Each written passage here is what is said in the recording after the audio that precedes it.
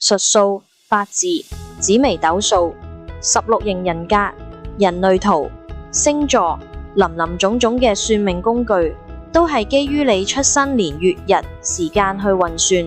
而喺地球上，只有人類先會用呢啲算命工具，因為人類有龐大社會結構、健全經濟發展，亦意味住人類係地球上比較有智慧、有倫理、有語言文化，亦喺心靈靈性層面上與其他物種唔同。術數工具用嚟預測命運嘅走勢軌跡，絕對有一定嘅準確性。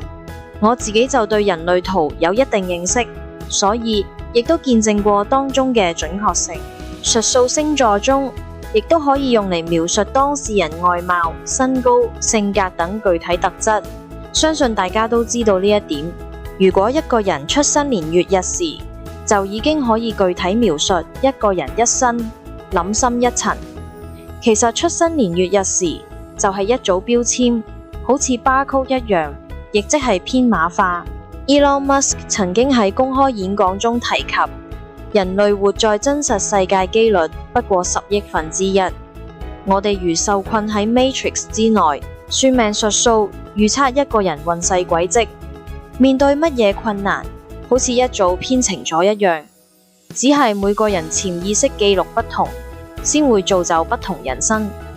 聽到呢度，會唔會覺得有一種被編程去玩呢個無限輪迴 loop 遊戲嘅感覺？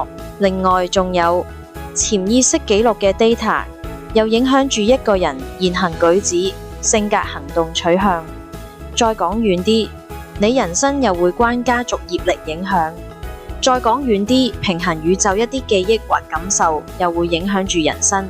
有部分係自己親身感受，但係講到家族業力或者平衡宇宙嘅 data， 好大部分都唔關你事，但又係影響住你。聽到呢度係咪覺得頭都大埋？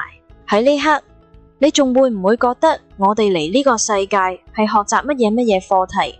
定係覺得似被困喺一個空間，不停處理一啲我哋認為要處理嘅課題？一堆編碼就會有儲存編碼嘅空間，只要處理呢啲 barcode， 我哋就唔需要再糾纏喺一件無限輪迴嘅事件上。